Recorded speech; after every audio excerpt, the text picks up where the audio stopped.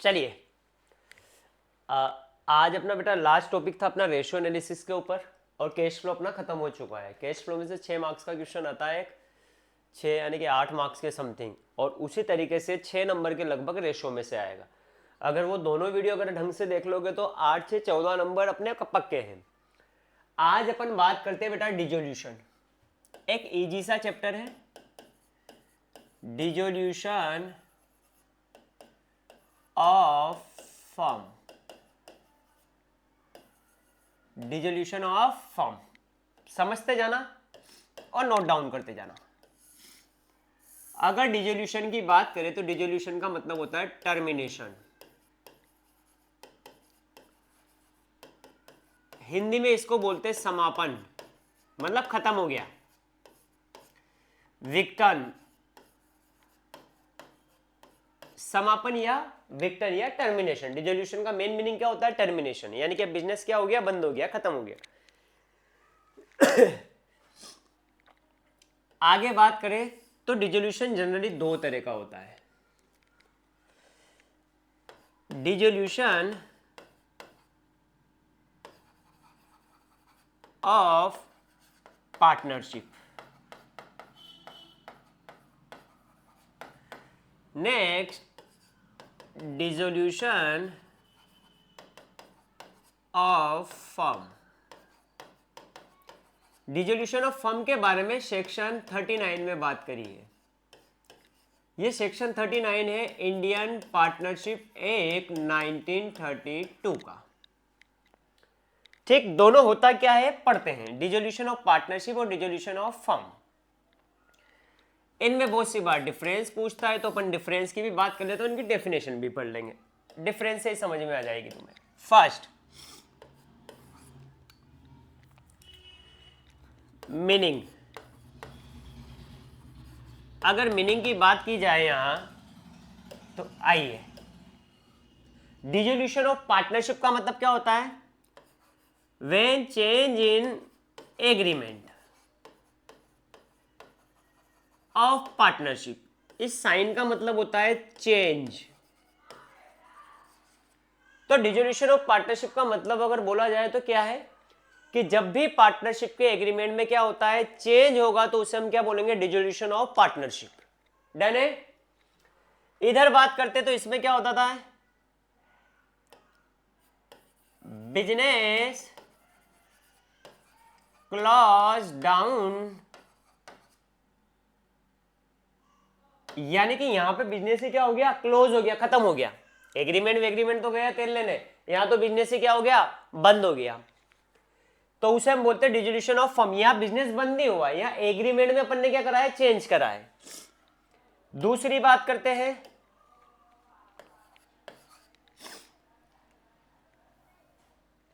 क्या बोलता है दूसरा पॉइंट? Books of account. दूसरे पॉइंट की बात करते हैं, बुक्स ऑफ अकाउंट। बेटा यहां पे क्लोज नहीं होता है, यहां पे बुक्स ऑफ अकाउंट क्या हो जाएंगे? क्लोज्ड, क्योंकि यहां पे अपनी फर्म ही क्या होगी? बंद होगी। यहां पे फर्म बंद नहीं हुई है। ठीक है। Third,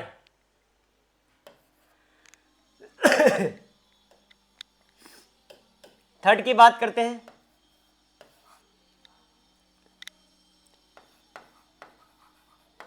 continuation of business.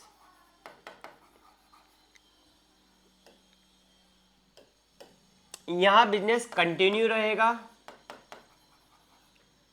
यहां बिजनेस क्या हो गया? बंद हो गया, तो नॉट कंटिन्यू। डन है क्या? ये तीन डिफरेंस आपको रटने हैं। पहला पॉइंट तो ये क्या है डिफरेंस, वापिस देखते हैं बेटा, यही रटते चलो। डिसोल्यूशन ऑफ पार्टनरशिप और डिसोल्यूशन ऑफ फर्म। सबसे पहले मीनिंग की बात करें तो डिसोल्यूशन ऑफ पार्टनरशिप का मतलब होता है जब एग्रीमेंट में चेंज होता है तो उसे हम क्या बोलते हैं? Dissolution of partnership. डन है। डिसोल्यूशन ऑफ फर्म का मतलब क्या हो गया? बिजनेस क्लोज डाउन, यानी कि बिजनेस क्या हो गया? बंद हो गया है। कम्स टू एंड, या फिर लिख सकते हो या कम्स टू एंड, मतलब बिजनेस क्या हो गया? बंद हो गया। अब बुक्स ऑफ अकाउंट की बात करते तो ये है नॉट क्लोज, यहां पे बुक्स ऑफ अकाउंट बंद नहीं होगी। लेकिन डिसोल्यूशन ऑफ फर्म में क्या होगा, अपनी बुक्स ऑफ अकाउंट हम क्या कर देंगे, क्लोज कर देंगे, बंद कर देंगे, क्योंकि यहाँ पे बिजनेस ही क्या हो गया, खत्म हो गया, बंद हो गया। बिजनेस कंटिन्यूएशन की बात हो रही है तो यहाँ पे बिजनेस कंटिन्यू रहेगा, यहाँ बिजनेस कंटिन्यू नहीं रहेगा। अब अगर मैं चेंज इन एग्रीमेंट की बात करूं तो बेटा इस चेंज इन एग्रीमेंट में आता क्या क्या है, आओ।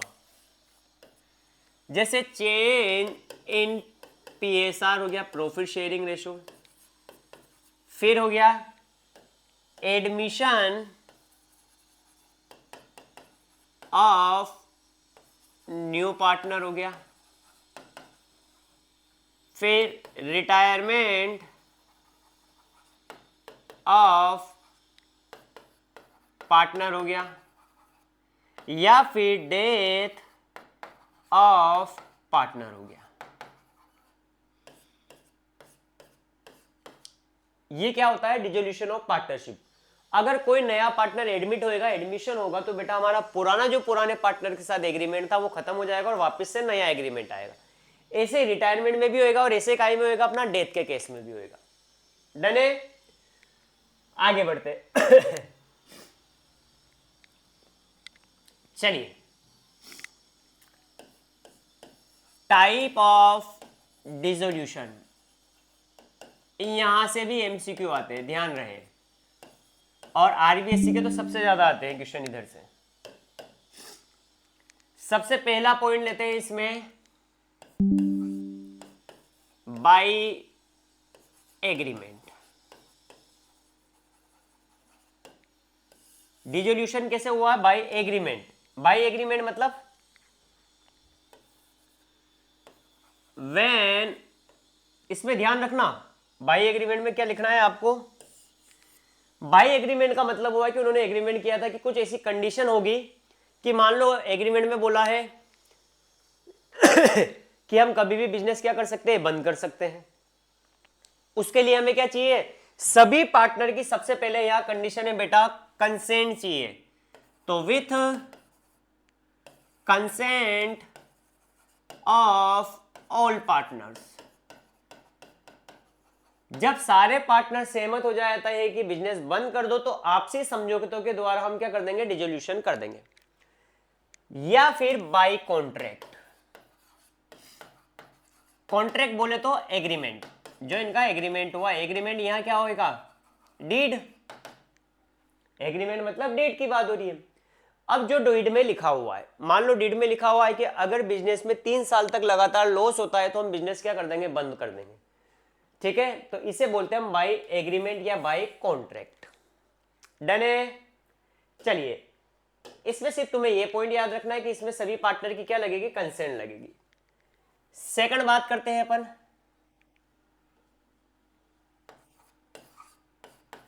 Compulsory dissolution. कंपल्सरी डिसोल्यूशन, इसकी 3 सिचुएशन है। क्या क्या है, कंपल्सरी डिसोल्यूशन कब कब होगा, व्हेन, या शुद्ध हिंदी में लिखो, हिंदी इंग्लिश मिक्स, जब ऑल पार्टनर या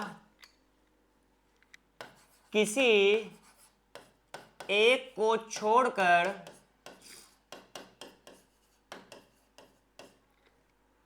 सभी पार्टनर इंसॉल्वेंट हो गए।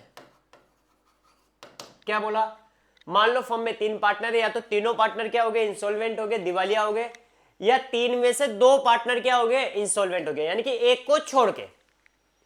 डन है पहला बात। दूसरा, अनलॉफुल बिजनेस। अगर फर्म ऐसा बिजनेस करती है जो इल्लीगल है, अनलॉफुल बोल दो या फिर इल्लीगल बोल दो, बात एक ही है। अनलॉफुल बिजनेस कर रहे हो या इल्लीगल काम कर रहे हो आपकी पार्टनरशिप फर्म, तो उस केस में आपको कंपलसरी क्या करना पड़ेगा बेटा, डिसोल्यूशन करवाना पड़ेगा। थर्ड, जब एनिमी कंट्री के पर्सन को पार्टनर बना लिया हो।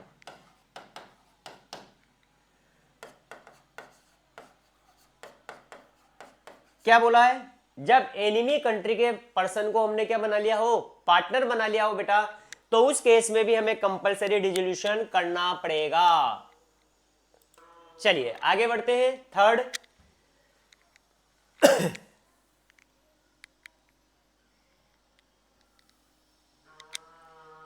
थर्ड टाइप है अपना बाय नोटिस।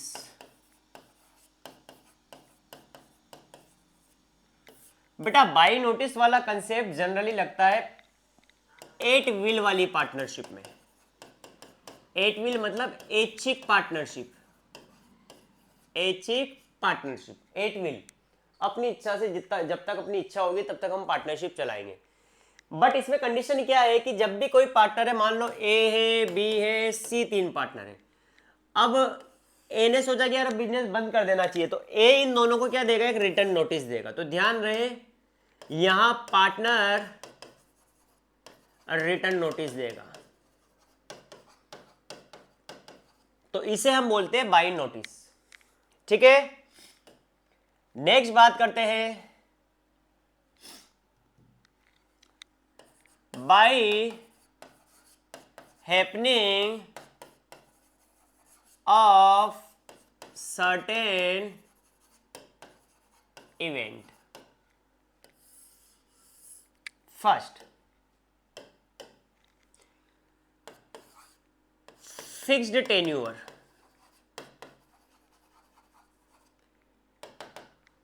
जब फर्म की या जब फर्म की का टेन्यूर खत्म हो जाए, जनरली 5 साल लिया है मैंने, ये एग्जाम्पल लिया है बेटा। मान लो हमने पार्टनरशिप करी 5 साल के लिए, अब अपना टाइम पीरियड क्या हो गया? खत्म हो गया, 5 साल खत्म हो गए, तो अपने को क्या करना पड़ेगा? डिसोल्यूशन। और उसे हम क्या बोलेंगे? By happening of certain event. Event कौन सी हुई कि अपना टेन्यूर क्या हो गया? खत्म हो गया। दूसरा इंसॉल्वेंसी। तीसरा death of a partner. Insolvency of a partner मतलब कोई भी एक पार्टनर क्या हो गया है? इंसॉल्वेंट हो गया है, दिवालिया हो गया है, तो उस केस में भी फर्म को क्या किया जाएगा बेटा? डिसॉल्व किया जाएगा, बंद किया जाएगा। बट ये दोनों पॉइंट डिपेंड करते हैं, डिपेंड ऑन एग्रीमेंट। अगर एग्रीमेंट में लिखा है कि 3 पार्टनर है, 3 में से एक पार्टनर क्या हुआ है? इंसॉल्वेंट हो गया है, तो इस वाली कंडीशन के हिसाब से तो अपनी पार्टनरशिप का क्या हो जाना चाहिए? डिसोल्यूशन होना चाहिए। लेकिन अगर एग्रीमेंट में लिखा है कि अगर कोई पार्टनर इंसॉल्वेंट हो जाता है या किसी पार्टनर की डेथ हो जाती है, तो बाकी जो पार्टनर बचे वो बिजनेस कंटिन्यू रखना चाहते हैं तो रख सकते हैं। पर ये लिखा कहां होना चाहिए? एग्रीमेंट में। एग्रीमेंट बोले तो डीड में। और अगर कुछ नहीं लिखा है तो फिर तो बंद करना पड़ेगा। डन है? तो दोनों केस में डिपेंड ऑन एग्रीमेंट आएगा। नेक्स्ट, फिक्स्ड टेन्योर हो गया, इंसॉल्वेंसी भी हो गया और डेथ ऑफ अ पार्टनर हो गया। ठीक है, on completion of venture. Venture बोल दो या प्रोजेक्ट बोल दो। मान लो अपन ने पार्टनरशिप करी है, ए पॉइंट से बी पॉइंट के बीच में रोड बनाने के लिए क्या करिए? पार्टनरशिप करिए। जैसे ये रोड कंप्लीट हुआ, हमारी पार्टनरशिप अपने आप क्या हो जाएगी बेटा? खत्म हो जाएगी। ठीक है, तो इसमें 4 पॉइंट याद रखने हैं। आगे बढ़ते हैं। Last, dissolution by court. अरे ये लीजिए, आइए बाय कोर्ट। अब कोर्ट बीच में कब आएगी देखते हैं। फर्स्ट, केस याद रखना, एक तो है अनसाउंड माइंड, अस्वस्थ मस्तिष्क,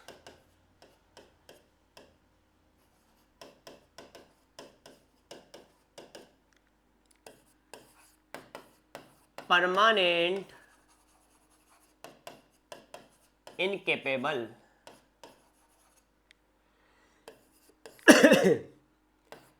कंटिन्यूअस लॉस,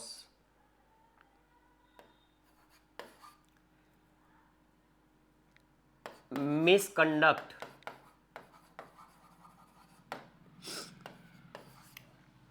अनसाउंड माइंड हो गया, परमानेंट इनकेपेबल हो गया, कंटिन्यूअस लॉस हो गया, मिसकंडक्ट हो गया। और यहां अगर बात करें चार, चलो अनसाउंड माइंड की बात करते तो अनसाउंड माइंड जिसकी दिमागी हालत क्या है, खराब है, पागल हो गया, बेवकूफ हो गया, वो सब कहाँ आएंगे, यहाँ आएंगे। ठीक।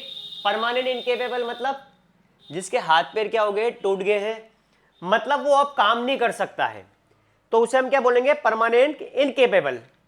नेक्स्ट है कंटिन्यूअस लॉस, अगर बिजनेस में फर्म को कंटिन्यूअस क्या हो रहा है, लॉस हो रहा है, तो भी हम फर्म कोर्ट चाहे तो क्या कर सकती है, ऑर्डर देके आपकी फर्म को बंद कर सकती है।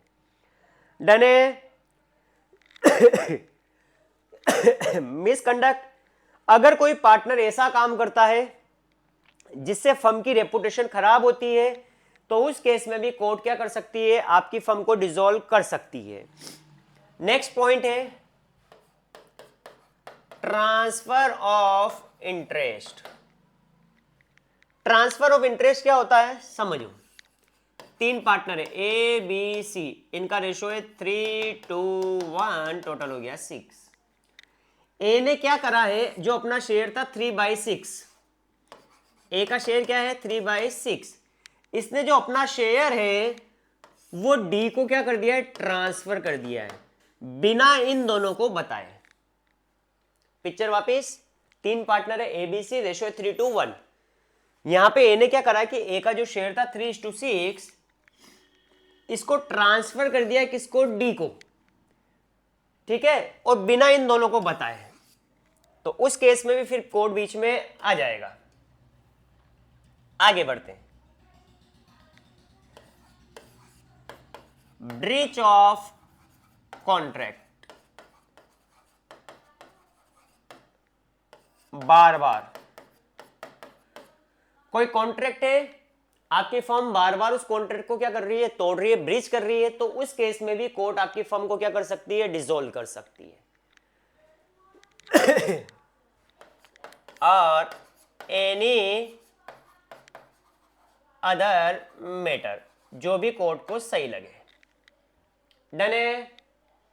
चलिए एक बार और वापिस देखते हैं बेटा फटाफट। सबसे पहले अपन ने पढ़ा है डिसोल्यूशन ऑफ फर्म, साथ के साथ नोट डाउन करते जाना, स्क्रीनशॉट ले लेना। डिसोल्यूशन ऑफ फर्म, डिसोल्यूशन का मतलब है टर्मिनेशन, हिंदी में बोलते हैं समापन, विघटन या खत्म होना। डिसोल्यूशन ऑफ फर्म, यहाँ पे डिसोल्यूशन के दो वर्ड है, डिसोल्यूशन ऑफ पार्टनरशिप और dissolution of firm. Dissolution of partnership का मतलब क्या है, एग्रीमेंट में हमने क्या करा है बेटा, चेंज करा है, चेंज इन एग्रीमेंट। लेकिन डिसोल्यूशन ऑफ फर्म में एग्रीमेंट में चेंज नहीं करा है, फर्म में हमने क्या कर दिया, बिजनेस ही क्या कर दिया, बंद कर दिया, बिजनेस क्लोज डाउन या comes to end. Books of account यहाँ पे क्लोज नहीं होगी, यहाँ पे तो बिजनेस बंद हो गया, तो बुक्स ऑफ अकाउंट भी क्या करेंगे, उनका बंद कर दो। कंटिन्यूएशन ऑफ बिजनेस, जब बिजनेस ही बंद हो गया तो कोई कंटिन्यू नहीं होगा, लेकिन यहां पे जो रिमेनिंग पार्टनर है वो बिजनेस को क्या कर सकते हैं, कंटिन्यू कर सकते हैं। ठीक है। फिर टाइप पढ़े अपन ने डिसोल्यूशन के, तो पहला है बाय एग्रीमेंट, तो पार्टनर के बीच में जो भी आपस में एग्रीमेंट है उस हिसाब से हम पार्टनरशिप का क्या कर सकते हैं, डिसोल्यूशन कर सकते हैं, उनके हिसाब से एक रिटर्न नोटिस दे देंगे, लेकिन यहां ध्यान रखना कंसेंट लगेगी सभी पार्टनर की। ठीक है। आगे बढ़ते हैं। कंपलसरी डिसोल्यूशन में तीन टाइप है, जब सभी पार्टनर या तो सभी पार्टनर या किसी एक को छोड़ के सभी पार्टनर, किसी एक को छोड़ के सभी पार्टनर, मान लो तीन पार्टनर है ए बी सी, या तो तीनों ही क्या हो गए, इंसॉल्वेंट हो गए, तो फिर तो आपको कंपलसरी डिसोल्यूशन करना पड़ेगा। या फिर हुआ क्या कि ए को छोड़ के ये दोनों क्या हो गए, इंसॉल्वेंट हो गए, तो अभी अकेला कौन सा तीर मार लेगा, तो यहां पे भी आपको क्या करना पड़ेगा, कंपलसरी डिसोल्यूशन करना पड़ेगा। अनलॉफुल बिजनेस करते हो आप, इलीगल एक्टिविटी करते हो, तो उस केस में भी आपको क्या करना पड़ेगा, कंपलसरी डिसोल्यूशन। और जब एनिमी कंट्री के पर्सन को हम क्या बना लेते हैं बेटा, पार्टनर बना लेते हैं, तो उस केस में भी हमें क्या करना पड़ेगा, कंपलसरी डिसोल्यूशन करना पड़ेगा। नेक्स्ट बात करते हैं बाय नोटिस। बाय नोटिस वाला केस लगता है 8 विल वाली पार्टनरशिप में, ऐच्छिक पार्टनरशिप में, ठीक है, कि जब अपनी इच्छा होगी तब हम बिजनेस बंद कर देंगे। बस इसमें क्या होता है कि जिसको बिजनेस बंद करवाना होता है वो बाकी के पार्टनर को क्या दे देगा, एक रिटर्न नोटिस दे देगा। जैसे यहाँ ए बी सी 3 पार्टनर है, ए की इच्छा खत्म होगी तो ए बी और सी को एक रिटर्न नोटिस देके बिजनेस क्या कर सकता है, बंद कर सकता है। नेक्स्ट बात करते हैं by happening of certain event. यहाँ 4 है, फिक्स्ड टेन्यूअर है एक तो पॉइंट, जब आपने पार्टनरशिप अगर कोई टाइम पीरियड के लिए करी है और अगर वो टाइम सीमा यानी कि समय सीमा क्या हो जाती है, खत्म हो जाती है, तो उस केस में क्या हो जाएगा, डिसोल्यूशन हो जाएगा। इंसॉल्वेंसी ऑफ अ पार्टनर और डेथ ऑफ अ पार्टनर, देखो ये वाला पॉइंट इंसॉल्वेंसी वाला यहां भी आया था। यहां क्या लिखा था, जब सभी पार्टनर इंसॉल्वेंट हो जाए या एक को छोड़ के सभी पार्टनर इंसॉल्वेंट हो जाए, क्योंकि वो एक अकेला कौन सा तीर मार लेगा। यहां क्या है, कहां गए ये, इंसॉल्वेंसी ऑफ अ पार्टनर, एक पार्टनर क्या हो रहा है, इंसॉल्वेंट हो रहा है, बाकी के नहीं हुए, एक ही हुआ है। तो फिर यहां डिपेंड करेगा आपका एग्रीमेंट, आपकी डीड देखी जाएगी। अगर डीड में लिखा हुआ है कि अगर कोई पार्टनर इंसॉल्वेंट हो जाता है, जो रिमेनिंग पार्टनर है, जो बाकी के पार्टनर है, अगर वो बिजनेस कंटिन्यू रखना चाहे तो रख सकते हैं, पर ये लिखा कहां होना चाहिए, डीड में, ठीक। इसी तरीके से डेथ हो जाती है पार्टनर की और डीड में कुछ नहीं लिखा है तो आपको डिसोल्यूशन करना पड़ेगा। लास्ट है कंप्लीशन ऑफ वेंचर या प्रोजेक्ट। अगर आपने पार्टनरशिप कोई प्रोजेक्ट के लिए करी है, ठीक है, और अगर वो प्रोजेक्ट क्या हो जाता है, कंप्लीट हो जाता है, तो उस केस में भी जब प्रोजेक्ट कंप्लीट हो ही गया तो आपकी पार्टनरशिप भी क्या हो जाएगी, खत्म हो जाएगी। एट लास्ट पॉइंट अपना क्या है, बाय कोर्ट। कोर्ट में क्या है, अनसाउंड माइंड, दिमाग से क्या है, पैदल है, पागल हो गया, बेवकूफ हो गया, ठीक है। परमानेंट इनकेपेबल, हाथ पैर टूट गए उसके एक्सीडेंट में, अब वो काम करने के लायक नहीं बचा, लकवा मार गया उसको, तो परमानेंट इनकेपेबल हो गया। कंटिन्यूअस लॉस, अगर बिजनेस को लगातार क्या हो रहा है, नुकसान हो रहा है, तो भी कोर्ट बीच में आके कोर्ट ऑर्डर दे सकती है और आपकी फर्म को क्या कर सकती है, क्लोज कर सकती है, बंद कर सकती है। मिसकंडक्ट, अगर किसी पार्टनर ने कोई ऐसा काम करा है जिससे आपकी फर्म की रेपुटेशन क्या होती है, खराब होती है, तो उस केस में भी कोर्ट क्या कर सकती है, डिसोल्यूशन के ऑर्डर दे सकती है। ट्रांसफर ऑफ इंटरेस्ट, अगर कोई पार्टनर बिना दूसरे पार्टनर की परमिशन के अपना शेयर या अपना इंटरेस्ट किसी दूसरे पर्सन को या थर्ड पर्सन को क्या करता है, ट्रांसफर करता है बेटा, तो उस केस में भी हमारा क्या हो जाएगा, कोर्ट बीच में आगे ऑर्डर दे सकती है डिसोल्यूशन के। नेक्स्ट है ब्रीच ऑफ कॉन्ट्रैक्ट, बार बार, यानी कि आपकी फर्म बार बार कोई कॉन्ट्रैक्ट का क्या कर रही है, तोड़ रही है, उल्लंघन कर रही है, ब्रीच कर रही है, तो उस केस में भी कोर्ट क्या कर सकता है, ऑर्डर दे सकता है। और कोई भी एनी अदर मैटर जो कोर्ट को उचित लगे, ठीक है। चलिए आगे बढ़ते हैं अब अपन।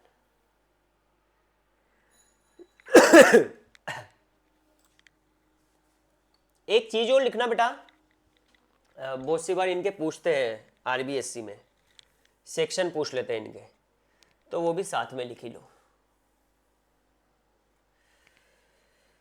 ये है अंडर सेक्शन 40, 41,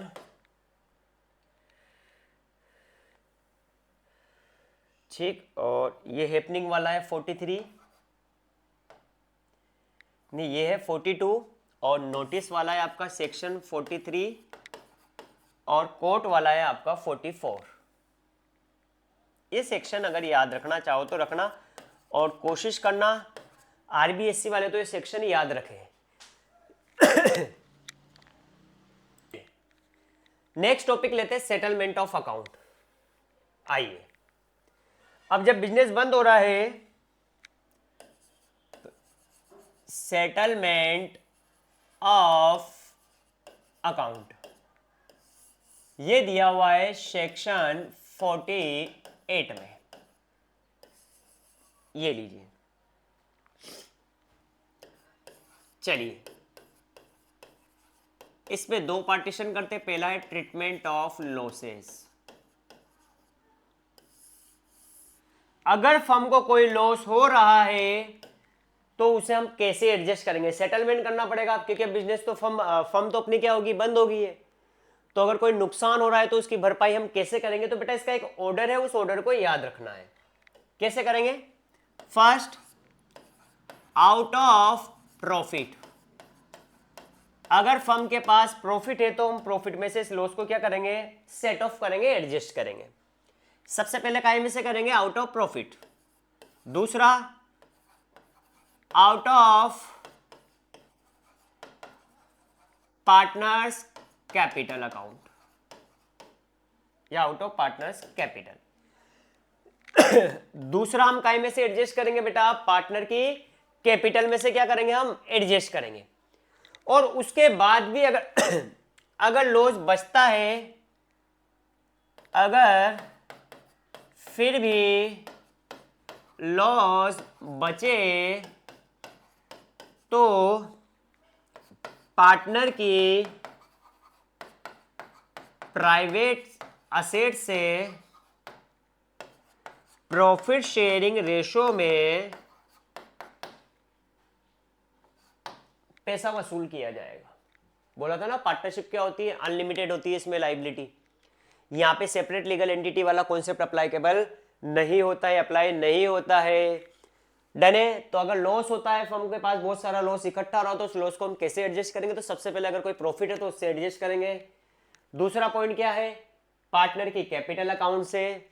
तीसरा पॉइंट है अगर उसके बाद भी लॉस पूरा एडजस्ट नहीं होता है तो उस केस में हम लॉस को कहां से रिकवर करेंगे, पार्टनर की प्राइवेट एसेट से, वो भी किस रेशो में, प्रॉफिट शेयरिंग रेशो में।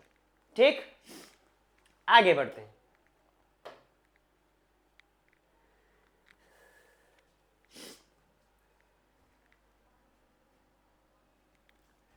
चलिए, असेट्स को सेल करने से जो पैसा रिसीव्ड हुआ है उसका यूज। अब बेटा जब भी कोई फर्म बंद होगी, जब भी फर्म क्या होगी बेटा, बंद होगी, तो क्या किया जाएगा, फर्म की सारी एसेट हम सेल करेंगे और उससे जो पैसा आएगा उससे हम क्या करेंगे बेटा, लॉस को क्या करेंगे लायबिलिटी या लॉस को हम क्या करेंगे, एडजस्ट करेंगे। यानी कि जब भी हम एसेट बेचेंगे तो उससे जो पैसा आएगा तो उस पैसे का हम यूज कहां करेंगे, लायबिलिटी के पेमेंट में। लेकिन इसका एक फिक्स ऑर्डर दे रखा है। ऑर्डर मतलब सबसे पहले आप कहां यूज करोगे इस पैसे को, तो पहला आउटसाइड लायबिलिटी के पेमेंट में। अगर कोई बैंक लोन ले रखा है, ठीक है, थर्ड पार्टी से लोन ले रखा है, तो उसको चुकाने में सबसे पहले हम यूज करेंगे। डन है। दूसरा पार्टनर्स लोन, अगर पार्टनर ने फर्म को कोई लोन दिया है तो फिर उसको चुकाएंगे। तीसरा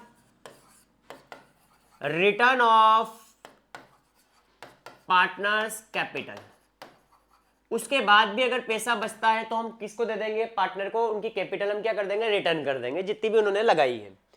और उसके बाद भी अगर कोई सरप्लस बचता है तो उसे हम पार्टनर में प्रॉफिट शेयरिंग रेशो में डिवाइड कर देंगे। ये ऑर्डर याद रखना है, ध्यान रहे, एमसीक्यू सबसे ज्यादा आते हैं यहाँ पे।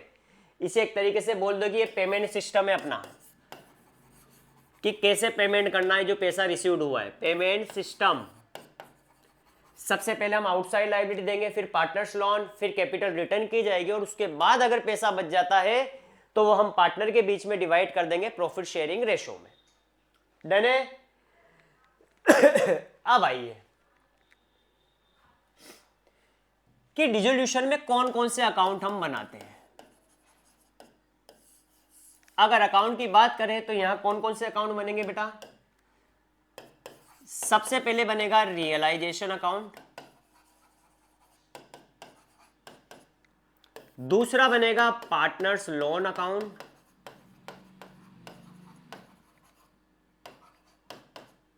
तीसरा बनेगा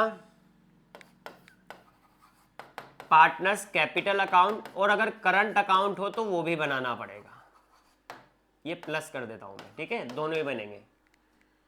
फोर्थ बैंक अकाउंट या कैश अकाउंट लास्ट। ये 4 अकाउंट यहाँ पे बनाए जाते हैं। कौन कौन से?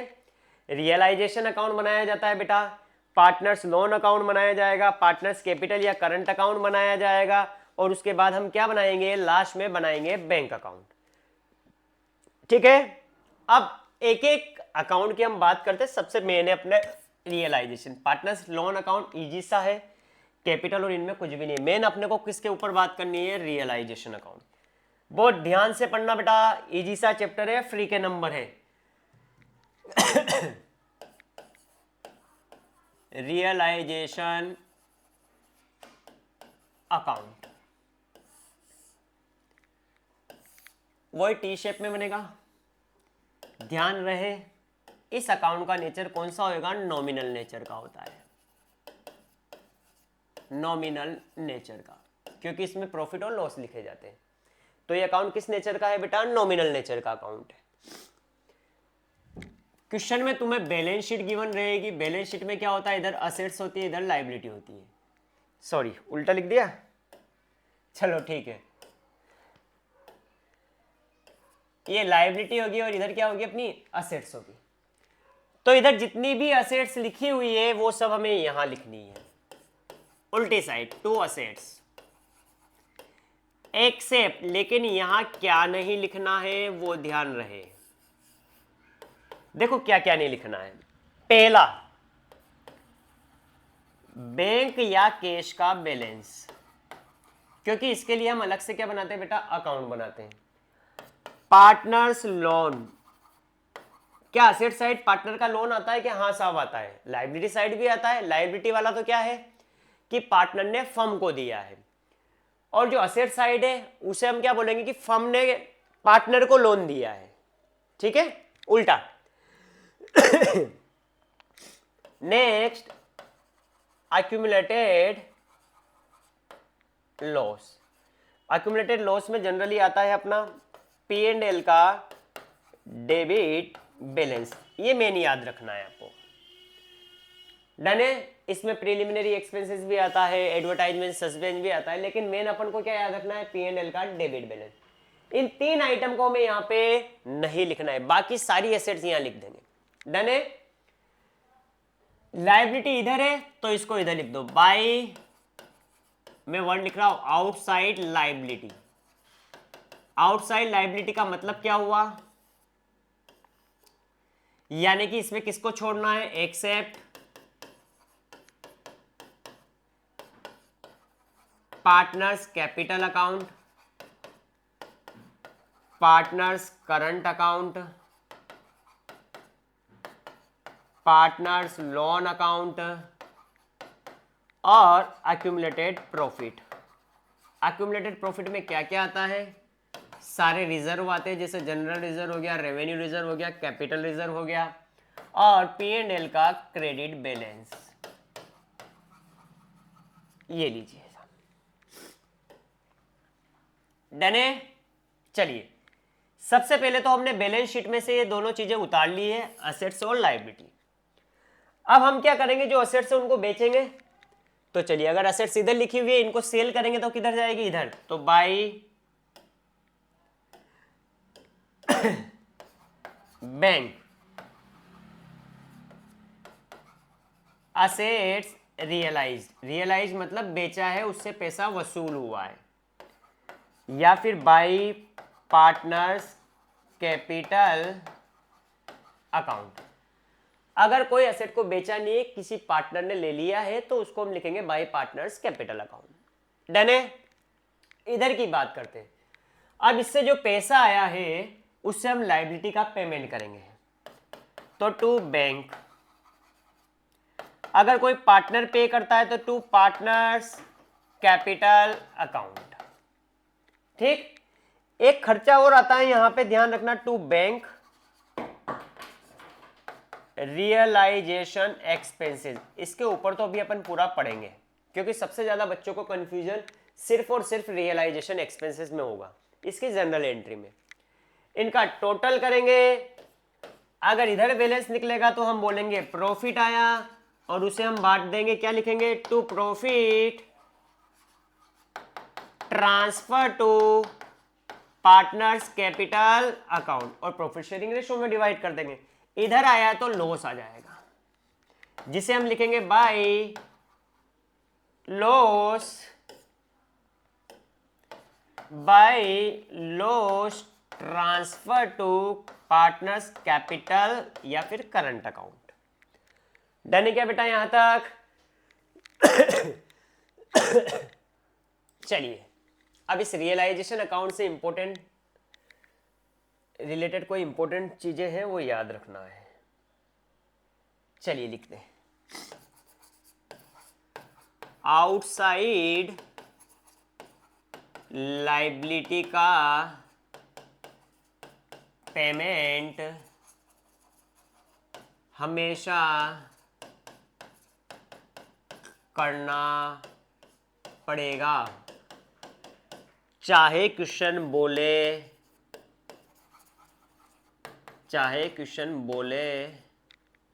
या ना बोले, चाहे क्वेश्चन बोले या ना बोले। यानी कि आउटसाइड लायबिलिटी का तो आपको हमेशा पेमेंट करना ही पड़ेगा। ठीक है, ये रूल सीबीएसई के लिए भी है और बेटा आरबीएसई के लिए भी है, ध्यान रहे। नेक्स्ट असेट्स की बात करते हैं। यहां दो बांटते हैं, टेंजिबल असेट्स।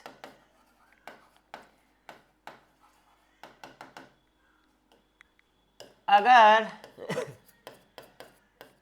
टेंजिबल असेट्स को रियलाइज्ड नहीं किया है तो भी हम टेंजिबल असेट्स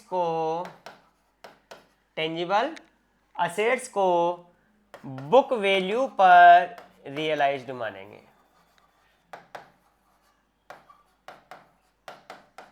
मान लो एक मशीन है 1,00,000 रुपए की बैलेंस शीट में, लेकिन उसको बेचा या नहीं बेचा उसकी कोई इंफॉर्मेशन नहीं दे रखी। अगर इंफॉर्मेशन नहीं दे रखी तो भी आपको बेचना है, और किस वैल्यू पे बेचना है? जो बैलेंस शीट में दे रखी, बुक वैल्यू, यानी कि जो बैलेंस शीट में गिवन, यानी कि 1,00,000 पे ही बेचना है। ठीक है, इंटेंजिबल असेट्स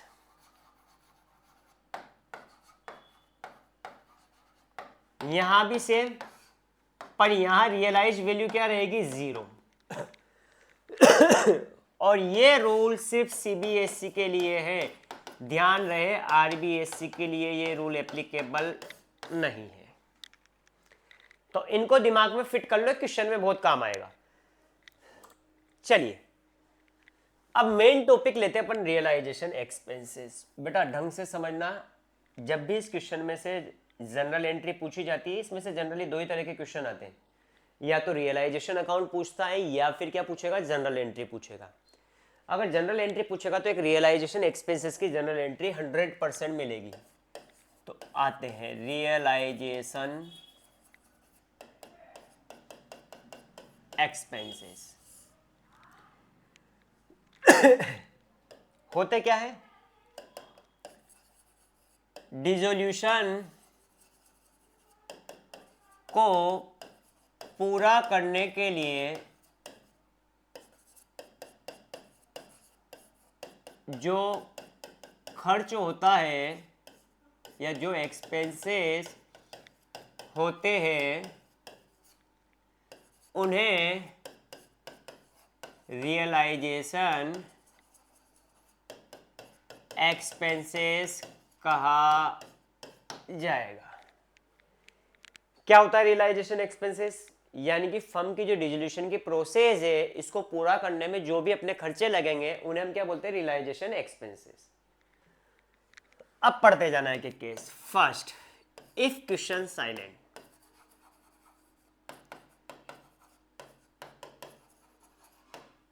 अगर क्वेश्चन ने कुछ भी नहीं बोला है कि रियलाइजेशन एक्सपेंसेस का पेमेंट पार्टनर ने करा है या फर्म ने करा है, कुछ नहीं बोला है, तो इस केस में हम एंट्री करेंगे रियलाइजेशन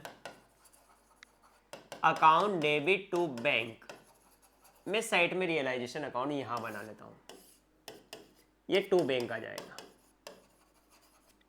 ठीक है, सेकंड केस लेते हैं।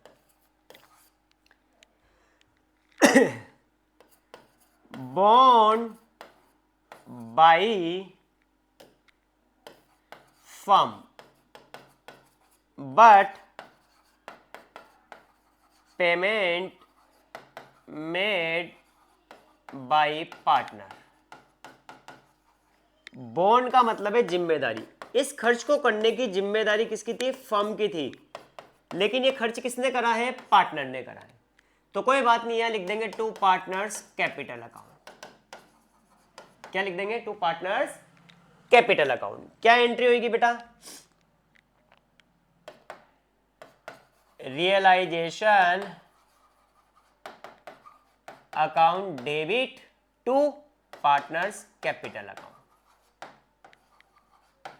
ये लीजिए राजा, मेन दिक्कत यही आएगी जो भी आएगी। आगे बढ़ते, थर्ड केस लेते इसका। अब उल्टा केस ले लेते हैं। बोन बाई पार्टनर, यानी कि जिम्मेदारी किसकी थी? पार्टनर की। देखो बेटा, पार्टनर की जिम्मेदारी क्या होती है यहां समझना। यहां सबसे ज्यादा कंफ्यूजन होता है कि मान लो मैंने किसी पार्टनर को अपॉइंट कर दिया है कि तुझे ही सारी क्या करनी है? व्यवस्था देखनी है डिजोल्यूशन की, और तुझे डिजोल्यूशन पे जो खर्चा होगा वो भी तुझे, तेरी ही जिम्मेदारी है। समझ गए बात? तो ये वो वाली बात हो रही कि बोन बाय पार्टनर, यानी कि खर्च करने की जिम्मेदारी किसकी थी? पार्टनर की, but payment made by firm. तो यहां ध्यान रहे एंट्री क्या होगी? Important entry. यहां एंट्री होगी partners capital account debit to bank. देखो यहां रियलाइजेशन क्यों नहीं लिखा बेटा? रियलाइजेशन इसलिए नहीं लिखा क्योंकि जिम्मेदारी किसकी है? फर्म की नहीं है, पार्टनर की जिम्मेदारी है। तो हमने रियलाइजेशन की जगह क्या लिख दिया? Partners capital. और फर्म के अकाउंट से क्या कटा है? पैसा गया है, क्योंकि पेमेंट तो फर्म ने करा है, तो फर्म ने क्या कर दिया? क्रेडिट टू बैंक कर दिया। ठीक, आगे third, fourth, bond by partner. जिम्मेदारी किसकी है? पार्टनर की। पेड बाई पार्टनर, और उस खर्चे का पेमेंट भी किसने करा है? पार्टनर ने। तो कोई समस्या नहीं, नो एंट्री। इसे बोलते हैं हम कि प्राइवेटली पेमेंट करा है, अपनी पॉकेट में से पार्टनर ने क्या कर दिया है? पेमेंट किया है। ठीक है, चलो ये वाला केस पूरा नोट डाउन करो। मैं इसको छोटा कर देता हूं जितना हो सकता है, क्योंकि तुम्हें दिखना भी चाहिए। हाँ ठीक है, अभी हो जाएगा बोर्ड तो क्लियर, टेंशन मत लो, हो गया। अब इसी में आगे बढ़ते हैं। अगर रेम्यूनरेशन भी दिया जाता है पार्टनर को, अब बेटा यहां कंफ्यूजन क्रिएट होएगा, थोड़ा ध्यान रखना। मैं पूरी पिक्चर क्लियर करता हूं पहले। फिक्स्ड रेम्यूनरेशन की बात करते हैं अब। इसी के केस में चल रहा है ना, रियलाइजेशन एक्सपेंसेस के। देखो फर्म के पास दो मेन खर्चे हैं। कितने खर्चे? दो।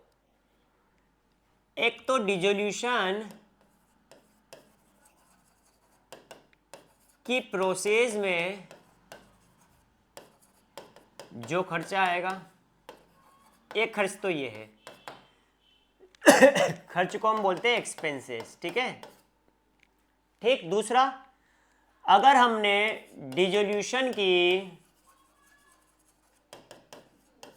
प्रोसेस के लिए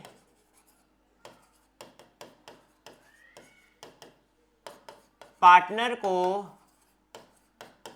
अपॉइंट किया है,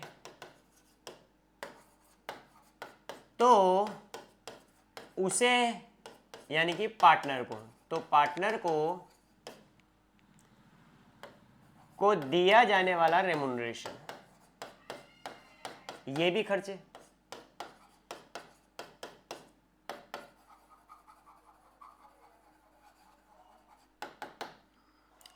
कितने खर्चे फर्म के पास बेटा? इस पॉइंट से समझना। एक तो डिसोल्यूशन की पूरी प्रोसेस करनी, तो उसका खर्च। और अगर किसी पार्टनर को अपॉइंट करा है तो उसको सैलरी वैलरी कुछ तो रेम्यूनरेशन देना पड़ेगा, तो वो भी फर्म का खर्चे हैं।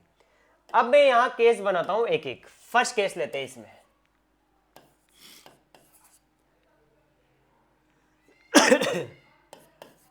पार्टनर को फिक्स्ड रेम्यूनरेशन दिया, साथ ही फर्म ने खर्च किया, खर्च का पेमेंट करा। समझना, पिक्चर ये बोल रहा है कि मान लो क्या क्वेश्चन दिया है कि फर्म ने ए को रेम्यूनरेशन दिया,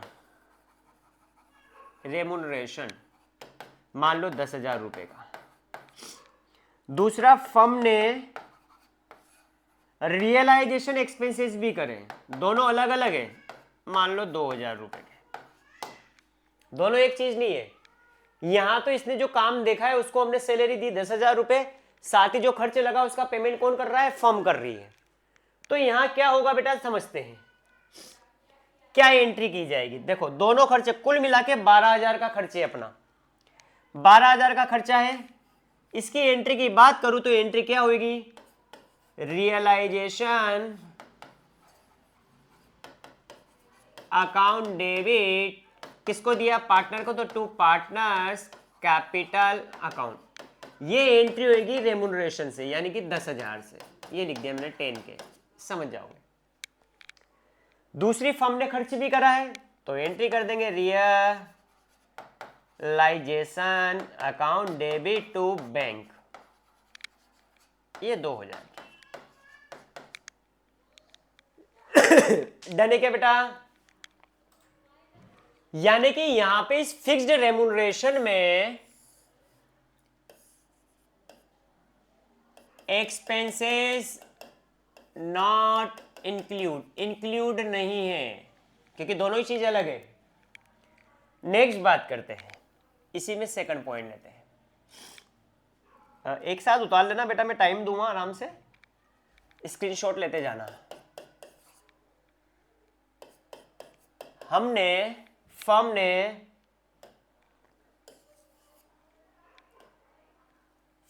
ने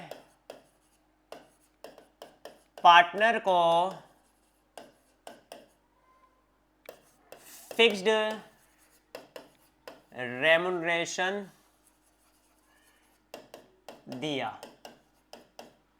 मैं यहां वर्ड लिख रहा हूं इंक्लूडिंग एक्सपेंसेस। देखो, खर्च दो होते हैं, एक तो डिसोल्यूशन प्रोसेस के, जिसे हम बोलते हैं रियलाइजेशन एक्सपेंसेस। अब यहां केस क्या करा हमने कि हमने तो उसको, पार्टनर को फिक्स्ड रेम्यूनरेशन दे दिया, जिसमें खर्च भी उसको ही करने पड़े, इंक्लूडिंग एक्सपेंसेस। यानी खर्च भी किसको करना पड़ेगा? एक्सपेंसेस भी किसको करना पड़ेगा? पार्टनर को। जैसे एग्जांपल,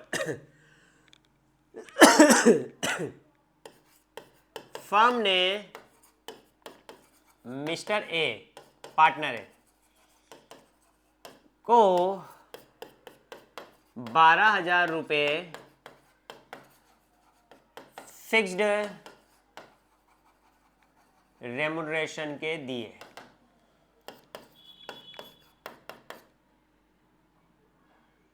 खर्च या एक्सपेंसेस बोर्न बाय यहां पार्टनर होगा, ठीक है, but actual expenses paid by partner 5,000। समझना, हमने उसको रेम्यूनरेशन कितना दिया? 12,000 दिया, कि इसमें तेरा रेम्यूनरेशन भी आ गया, सैलरी भी आएगी, और तुझे फर्म का लिए जो डिसोल्यूशन के, रियलाइजेशन के एक्सपेंसेस है वो भी इस 12,000 में इंक्लूड है, वो भी करने हैं। तो उसको 12,000 का कमीशन दिया हमने, रेम्यूनरेशन दिया है। खर्च कौन बोन करेगा? पार्टनर ही करेगा यहां पे। लेकिन एक्चुअल खर्चा पार्टनर के हाथ से कितना हुआ? सिर्फ 5,000 ही हुआ है। कोई मतलब नहीं है कितना ही खर्चा हुआ हो, हमने तो उसको कितने पे हायर करा है? 12,000, जिसमें उसका रेम्यूनरेशन भी आ गया और रियलाइजेशन एक्सपेंसेस भी आ गया। तो इस केस में हम डायरेक्ट एक एंट्री करेंगे रियलाइजेशन, क्योंकि फर्म के हाथ से तो कितना पैसा गया, 12,000 रुपए गए, तो realisation account debit to partners capital account 12,000। खर्च कितना भी हुआ हो हमें उससे कोई लेना देना नहीं है।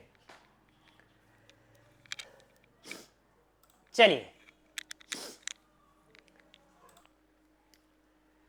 आगे बढ़ते हैं। आया समझ में? जब हमने उसे फिक्स्ड रेम्युनरेशन दे दिया है, इससे ऊपर वाले केस में क्या था देखो, हमने फर्म को रेम्युनरेशन भी दिया था, पार्टनर को रेम्युनरेशन भी दिया था, और खर्च की जिम्मेदारी भी किसने ली थी, फर्म ने ली थी। ठीक है, तो उस केस में तो हमने दोनों अलग अलग एंट्री कर दी, क्योंकि दो खर्चे करने पड़ रहे हैं फर्म को यहाँ। एक तो पार्टनर को रेम्युनरेशन देना पड़ रहा 10,000 का, और 2,000 का खर्च करना पड़ा, क्योंकि इस रेम्युनरेशन में ये वाला खर्च इंक्लूड नहीं था। सेकंड वाले पॉइंट में क्या है कि फर्म ने पार्टनर को फिक्स रेम्युनरेशन दे दिया इंक्लूडिंग एक्सपेंसेस, कि भाई खर्च भी तुझे ही करने हैं इन 12,000 रुपए में। तो फर्म के जेब से तो कितना गया, 12,000, तो डायरेक्ट एक एंट्री हो जाएगी रियलाइजेशन टू पार्टनर्स कैपिटल, क्योंकि पार्टनर को दे दिया हमने 12,000। अब इसी का एक और केस ले लेते हैं, लास्ट केस, और रियलाइजेशन एक्सपेंसेस अपना खत्म हो जाएगा। फिर इसके दो छोटे छोटे टॉपिक लेंगे, WCI और IFR, इनके बारे में पढ़ेंगे। आइए, फिक्स्ड रेम्युनरेशन दिया पार्टनर को, है ना, इंक्लूडिंग एक्सपेंसेस, यानी कि रियलाइजेशन एक्सपेंसेस भी किसको करने हैं, पार्टनर को करने हैं। इंक्लूडिंग लिखा है, but expenses paid by firm. देखो हमने तो एक फिक्स कमीशन दे दिया था, फिक्स रेम्युनरेशन दे दिया था पार्टनर को कि साहब तुझे डिसोल्यूशन की प्रोसेस भी संभाल ली और इसके ऊपर जो भी खर्चा है वो भी तेरा ही है। ठीक है, लेकिन खर्चे किसने पे कर दिए, फर्म ने पे कर दिए। अब समझना बात, यहां एग्जांपल लेते हैं। फर्म ने पार्टनर को फिक्स्ड रेम्युनरेशन दिया 12,000 का, साथ ही फर्म ने 3,000 रुपए का रियलाइजेशन एक्सपेंसेस चुकाया। ये 12,000 इंक्लूडिंग थे। अब पिक्चर समझो, ये वाला खर्चा तो करना ही था, इसमें खर्चे भी शामिल हो गए। तो इसके लिए हम एंट्री क्या करेंगे बेटा, आओ, तो एंट्री होगी realisation account debit to partners capital, और ये फर्म ने दे दिया है, जबकि ये खर्चा फर्म का नहीं था, पर पे किसने कर दिया, फर्म ने कर दिया। तो इस केस में हम वही नॉर्मल एंट्री करेंगे, पार्टनर्स कैपिटल टू बैंक या कैश। ये वाली एंट्री अपन ने कहां करी थी, देखो वही वाला केस हो गया, इसमें दोनों केस कंबाइंड हो गए। ये कि बोन बाय पार्टनर की जिम्मेदारी खर्च करने की थी पार्टनर की, लेकिन पेमेंट किसने कर दिया, फर्म ने। तो वही वाला केस वो हो गया कि हमने तो तेरे को फिक्स रेम्युनरेशन दे ही दिया है, तो खर्च भी तुझे ही करना है, लेकिन खर्च किसने कर दिया, फर्म ने कर दिया। तो दोनों की अलग अलग एंट्री हो जाएगी। डन है बेटा? चलिए आगे बढ़ते हैं अपन नन्हे नन्हे कदमों से। डिसोल्यूशन आज खत्म ही करेंगे इसको, अपन कुछ भी नहीं छोड़ेंगे। अब देखना क्वेश्चन कितनी जल्दी जल्दी होंगे। सबसे ज्यादा इस रियलाइजेशन एक्सपेंसेस में तुम्हें दिक्कत आएगी, आती है, वो अपन ने यहाँ क्लियर कर लिए। अब कुछ इंपॉर्टेंट पॉइंट याद रखने हैं।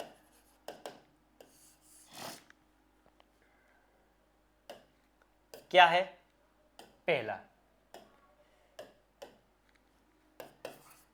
PBD provision for bad debts को रियलाइजेशन में अकाउंट के क्रेडिट साइड लिखेंगे या ट्रांसफर करेंगे, ये याद रखना है, तो इसमें कंफ्यूजन होता है।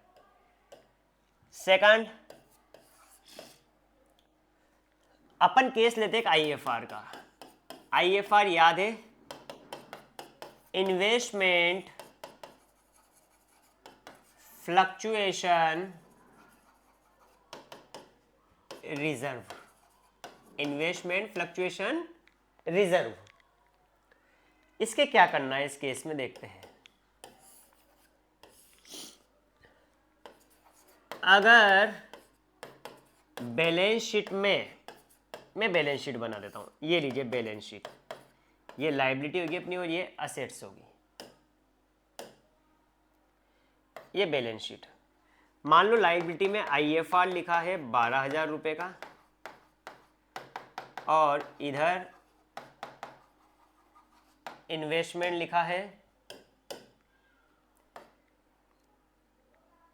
15,000 का। दूसरा केस कि ये लीजिए बैलेंस शीट, लायबिलिटी असेट्स, इधर IFR लिखा है 10,000 और इधर इन्वेस्टमेंट नहीं लिखा है, लिख के काट दिया कि नहीं लिखा है। अगर ये केस है बेटा तो रियलाइजेशन अकाउंट में हम कैसे लिखेंगे, ये तो आसान बन जाएगा, याद रखना। ये इन्वेस्टमेंट तो हम इधर लिख देंगे, सारी असेट्स इधर लिखते हैं 15,000 और ये IFR हम इधर लिख देंगे बाई IFR रियलाइजेशन अकाउंट में, ये लीजिए 12,000। पिक्चर आ गई समझ में। अगर क्वेश्चन में IFR दे रखा है और बैलेंस शीट में IFR के साथ ही असेट साइड इन्वेस्टमेंट भी दे रखा है तो उस केस में फिर हम IFR को भी कहां लिखेंगे, रियलाइजेशन अकाउंट में लिखेंगे। लेकिन अगर बैलेंस शीट में इन्वेस्टमेंट नहीं दे रखा है, सिर्फ IFR दे रखा है, तो इस IFR को हम पार्टनर में डिवाइड कर देंगे, जिसकी एंट्री होगी IFR account debit to partners capital account in PSR, profit sharing ratio. Done है। आज का अपना लास्ट टॉपिक की पे बात करते हैं बेटा अपन। IFR हो गया है, अब WCR की बात करते हैं, जिसमें और कंफ्यूजन आता है।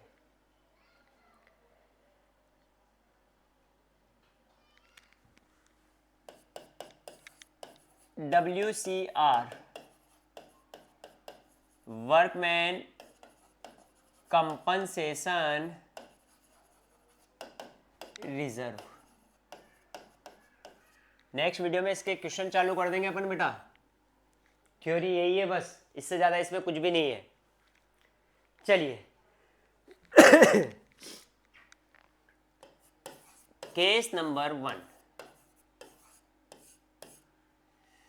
मान लो बैलेंस शीट में WCR दे रखा है 12,000 रुपए का बस, और क्लेम के लिए क्वेश्चन क्या है, साइलेंट है, यानी कि कोई क्लेम नहीं आया है। क्वेश्चन क्या है बेटा, साइलेंट। तो इस केस में तो बहुत इजी, हम WCR को कहां बांट देंगे, पार्टनर में। तो WCR to partners capital account, जितने भी पार्टनर है, ये 12,000 को हम पार्टनर में बांट देंगे प्रॉफिट शेयरिंग रेशो में। कोई समस्या पहले केस में। चलिए केस नंबर 2, बैलेंस शीट में ये अमाउंट लेता हूं, WCR दे रखा है 12,000, एडिशनल इंफॉर्मेशन में दे रखा है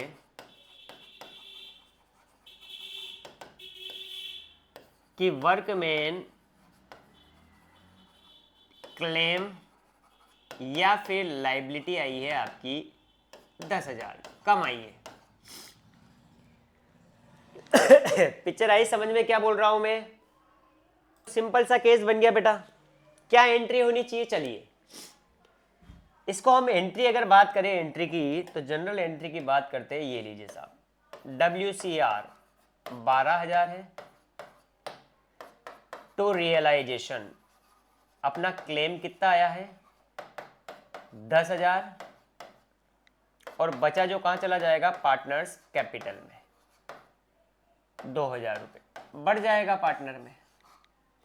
साथ ही बेटा ये 10,000 तो हमने WCR को कहां लिखा होगा, रियलाइजेशन में इस साइड, बाय WCR 10,000 खर्चे, लायबिलिटी आई है, फिर लायबिलिटी का क्या करना पड़ेगा, पेमेंट टू बैंक, तो एंट्री क्या बनेगी, वही 10,000। तो realisation account debit to bank 10,000, ये लीजिए,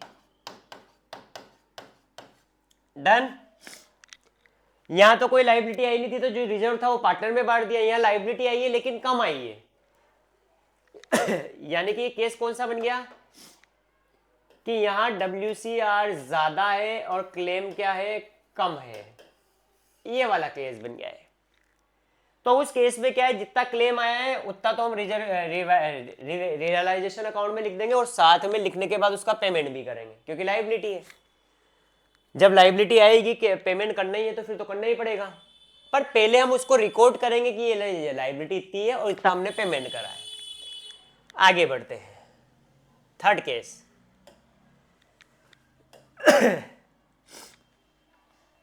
आइए, अगर WCR और क्लेम दोनों क्या हो, बराबर हो। अब तो समझ में आ जाएगा। मान लो ये भी 10,000 है और क्लेम भी कितना है, 10,000। तो इस केस में तो डायरेक्ट ये रियलाइजेशन इधर तो लिखेंगे हम बाय WCR 10,000 और टू बैंक 10,000। बस अगर जनरल एंट्री करते हैं तो क्या करेंगे, WCR टू रियलाइजेशन 10,000 और फिर इसका पेमेंट करेंगे तो रियलाइजेशन से करेंगे तो रियलाइजेशन टू बैंक। ये लो बेटा, कोई समस्या नहीं है तो बढ़ते हैं आगे। लास्ट केस उल्टा ले लेते हैं अब।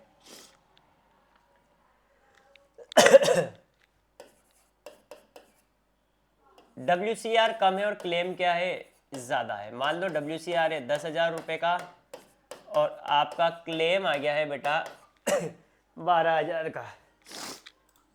चलिए इस केस में हम एंट्री क्या करेंगे, WCR 10,000 है लेकिन क्लेम कितना आया है, 12,000 आया है। तो रियलाइजेशन में किस तरीके से शो करेंगे, देखो बाय WCR तो 10,000 आ जाएगा और हमें पेमेंट कितना करना है, 12,000। तो टू बैंक आ जाएगा 12,000। बस जनरल एंट्री करोगे तो एंट्री क्या होगी, WCR टू रियलाइजेशन अकाउंट 10,000 और फिर realisation account debit to bank 12,000।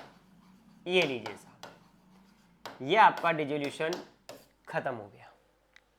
यानी कि इसकी थ्योरी पूरी क्या होगी बेटा, कंप्लीट होगी। अब अपन ने क्या क्या पढ़ा है एक बार देख लेते हैं। मेन रियलाइजेशन एक्सपेंसेस का है,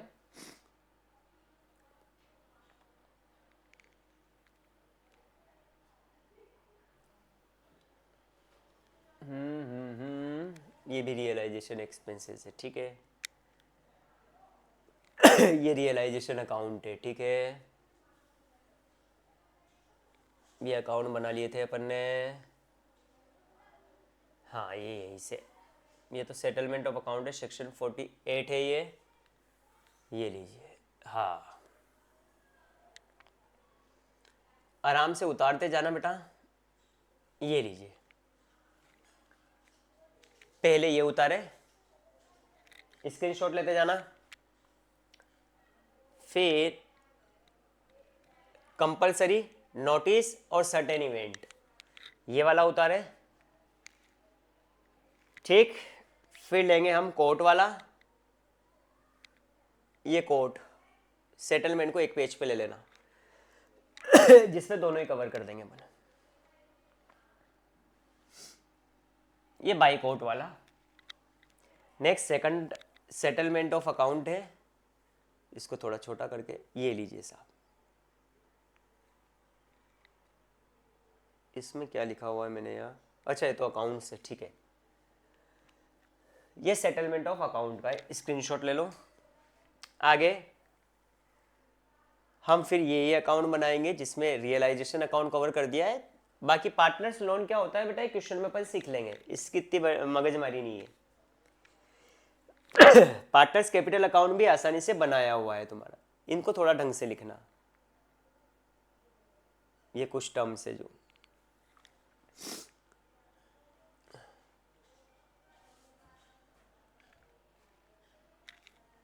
करो नोट डाउन। ये दो टॉपिक थे रियलाइजेशन अकाउंट से रिलेटेड, इसका स्क्रीनशॉट लो। हो गया। आइए अब रियलाइजेशन एक्सपेंसेस की बात करते हैं। तो पहले ये वाला केस लो जिसमें 4 केस है, चारों नॉर्मल केस है, फिर अपन रेमुनरेशन वाले की बात करेंगे। ठीक, अब ये लीजिए रेमुनरेशन वाला पहला केस।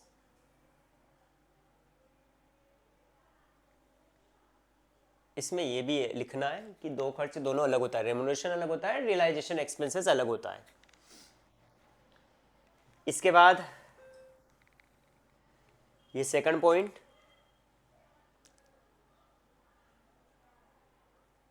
ठीक, सेकंड के बाद था थर्ड पॉइंट, थर्ड के बाद है अपने इंपॉर्टेंट पॉइंट्स। इसको मैं थोड़ा छोटा कर देता हूं, ये लीजिए, पहले ये वाला नोट डाउन करो, IFR वाला, और फिर WCR के 4 केस है।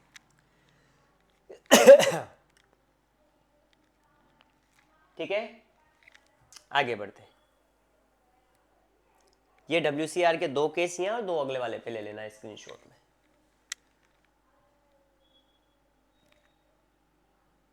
ठीक है, और ये लीजिए लास्ट स्क्रीनशॉट।